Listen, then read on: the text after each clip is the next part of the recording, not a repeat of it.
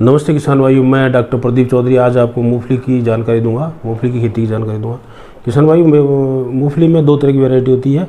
एक वैरायटी होती है गुच्छे वाली, गुच्छे में बंच में लगती है मूंगफली, और इसका बंच में ही लगती है। ये जैसे वैरायटी है स्वराज 30 है, GT 37 है ना, 20 नंबर है। ये वैरायटी गुच्छे वाली वैरायटी है। दूसरी वैरायटियाँ होती है जो फैलने वाली होती है, जो लग जाती, जो रेतीली ज़मीन है उनमें फैलने वाली लगाई जाती है, और जो ज़मीन हार्ड है ना, जो ज़मीन थोड़ी टाइट है उसमें गुच्छे वाली बंच वाली लगाई जाती है। फैलने वाली जो वैरायटी है वो है राज 510 है ना, मेघना 510 है, 10 है नंबर है, मेघना 10 है। ये जो वैरायटी है ये फैलने वाली है। राज 638 है, ये भी फैलने वाली वैरायटी है। ये रेतीली ज़मीन में ज़्यादा सक्सेस होती है, चारा भी ज़्यादा होता है। किसान भाइयों, इसको जो उगाने बिजाई का समय है वो 30 जून तक आप इसको आराम से लगा सकते हो, कोई समस्या नहीं है। बरसात के अनुसार या टेम्परेचर के अनुसार इसकी बिजाई की जा सकती है। बीज की मात्रा इसमें जो रिकमेंडेड है वो है फैलने वाली वैरायटी में 25 किलो, और जो गुच्छे वाली वैरायटी है उसमें 30 किलो। लेकिन कई किसान भाई बहुत ज़्यादा बीज डालते हैं इसमें, इसका भी ध्यान रखें, बीज कम डालें। बीज की जितना कम डालेंगे आपके उत्पादन उतना ज़्यादा अच्छा होगा। और विशेषकर जो फैलने वाली वैरायटी है उसमें तो बीज बहुत कम डालना चाहिए। इसके बाद में बिजाई के समय इसमें बीज उपचारित करना चाहिए। बीज उपचारित चूँकि इसका दाना बड़ा है, उगने में टाइम लेता है, तो फंगस की दवाई से करना चाहिए। कार्बोनिजम मैंकोजेब है, कोई भी फंजीसाइड को 12 से 48 घंटे के लिए पाउडर मिला के छोड़ दें और ढक के रख दें। उसके बाद में बिजाई से 2-4 घंटे पहले क्लोरो इमिडा से स्प्रे मारें और इसको सुखाकर फिर बिजाई कर दें। इसमें कोई विशेष वो नहीं है, हम आराम से इसको कर सकते हैं। इसमें जो मात्रा लगती है फंजीसाइड की वो 500 ml पर कुंटल और 500 ग्राम पर कुंटल फंजीसाइड लगता है। बिजाई के समय क्या कहते हैं, बिजाई के समय SSP से बिजाई करें। SSP की मात्रा ज़मीन की क्वालिटी के हिसाब से 15 से 20 किलो, 25 किलो, ज़मीन की जो स्थिति है उसके अनुसार। बहुत से किसान कहते हैं कि हमें DAP में बिजाई करनी है। DAP की जगह मूंगफली में या तेली फसलों में SSP की बिजाई सबसे अच्छी रहती है, क्योंकि इसमें सल्फ़र के साथ में फास्फेट होता है। अच्छा, ये मैं ज़रूर बताना चाहूँगा कि कुछ किसान जिंक और DAP या SSP साथ में मिला के डाल देते हैं।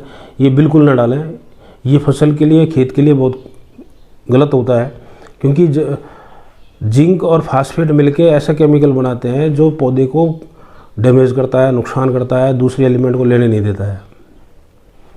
तो बिजाई के समय SSP, और बहुत से किसानों में ये शिकायत आती है कि साहब हमारे फंगस बहुत लगती है, तो ट्राइकोडर्मा का यूज़ करें बिजाई के समय ही। और इसके बाद में जब पहला पानी दें, पहला पानी जब दें उसमें यूरिया इसमें बहुत ज़्यादा नहीं देनी होती है, 10 से 12 किलो प्रति बीघा, या एकड़ में अगर हम जाएंगे तो ये लगभग हो जाएगा 15 किलो के आसपास प्रति एकड़ होगा। यूरिया कम ही लगती है। उसी समय इसमें माइकोराजा देवें, और साथ में फंजीसाइड, और जो वाइट ग्रब है, वाइट लट है, उसकी दवाई भी स्टार्ट कर दें। इसमें ग्रब गार्ड आती है, इसको शुरू से चलाएं, सस्ती दवाई है और अच्छा रिजल्ट है।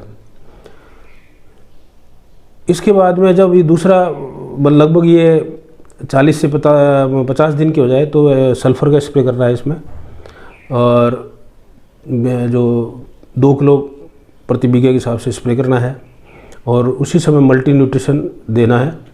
उसके बाद में जब ये 80 से 90 दिन की हो जाए तो इसको सल्फ़र का 1 स्प्रे और देना है, और मल्टी न्यूट्रिशन का देना है। फंगस की दवाई हमारे को लगातार चलानी है, विशेषकर ट्राइकोडर्मा की। सस्ती दवाई है, जैविक दवाई है, कोई महंगी नहीं आती है। इसको आप ड्रम में घोल के 200 लीटर पानी में 2 किलो गुड़ के साथ में 4-5 दिन रखेंगे तो ये मल्टीप्लाई हो जाती है, और इसको आराम से आप यूज़ कर सकते हैं। इसके कारण ट्राइकोडर्मा को लंबे टाइम तक यूज़ करने से फंगस का कंट्रोल ज़्यादा होता है। मूंगफली में विशेष ध्यान, जो विशेष बीमारी की अगर बात करें तो फंगस की 3 बीमारी लगती हैं। एक तो काली जड़ लगती है, रूट रॉट बोलते हैं, एक इसमें जब पौधा ज़मीन से बाहर आता है तो ज़मीन के जस्ट नीचे वहाँ से गल जाता है, उसको कॉलर रूट बोलते हैं। और एक टिक्का डिजीज होती है जो पत्तों पे धब्बे बन जाते हैं ब्राउनिश, और ये वो डार्किश हो जाता, पीलापन आ जाता है उसमें। ये तीनों फंगस की बीमारी है। इनको फंगस की जो दवाई देने का जो तरीका है वही चेंज है, बाकी तो दवाई यही की काम आती है। जहर भी आप यूज़ कर सकते हैं, ट्राइकोडर्मा भी यूज़ कर सकते हैं, कार्बोनडाजिम मैंकोजेब भी यूज़ कर सकते हैं, कोई भी फंजीसाइड यूज़ कर सकते हैं। ट्राइकोडर्मा यूज़ करें ज़्यादा रहेगा, सस्ता रहेगा, जहर नहीं है, खेत ख़राब नहीं होंगे। देने का जो तरीका है वो काली जड़ के अंदर पहले पानी देना है, दवाई देनी है, फिर पानी देना है। और कॉलर रूट में देना है, पहले आधा पानी देना है, फिर दवाई देनी है, फिर पानी देना है। और टिक्का डिजीज़ में फंगस की दवाई का स्प्रे मारना है। इसमें दूसरी बड़ी बीमारी आती है, इंसेक्टिसाइड है जिसको कहते हैं वाइट ग्रब, गोजालट। गोजालट को कंट्रोल आप आईपीएम के माध्यम से ही कर सकते हैं, दवाइयों के सहारे से नहीं कर सकते हैं। आईपीएम का मतलब है इंटीग्रेटेड पेस्ट मैनेजमेंट, समन्वित कीट प्रबंधन। इसके अंदर फिजिकली, जैविक तरीके से और केमिकली तीनों साधन यूज किए जाते हैं। किसानों में इस बार ज़्यादा संभावना है गोजालट के ज़्यादा आने की, क्योंकि अब की बरसात पड़ गई है और बेबल बाहर आ गई है। तो इसको कंट्रोल करने के लिए मैं आपको सबसे सस्ता तरीका बताता हूँ कि आपको करना क्या है कि हम इसकी जो लाइफ साइकिल देखें उसमें हम बेबल को मार सकते हैं। बेबल का मतलब है इसकी अडल्ट को, अंडों को मार सकते हैं और छोटी लट को। लट जब बड़ी हो जाती है तब इसमें किसी भी केमिकल का, इंसेक्टिसाइड का कोई असर नहीं आता है। इसके लिए आपको जो करना है वो ये है कि बरसात जिस समय हो उसी शाम को आपको जितनी भी खिजड़ी या बोरटी के आसपास के पेड़ है उन पे दवाई छिड़कनी है। कोई भी इंसेक्टिसाइड सस्ता सा जो हो वो छिड़क दें। ये रात को खाना खाने के लिए, बेबल जब बाहर आएगी तो वहीं मीटिंग करती है और वो पत्ते खाएगी तो ये मर जाएगी। तो सुबह आपको पेड़ के नीचे काफ़ी मात्रा मिलेगी।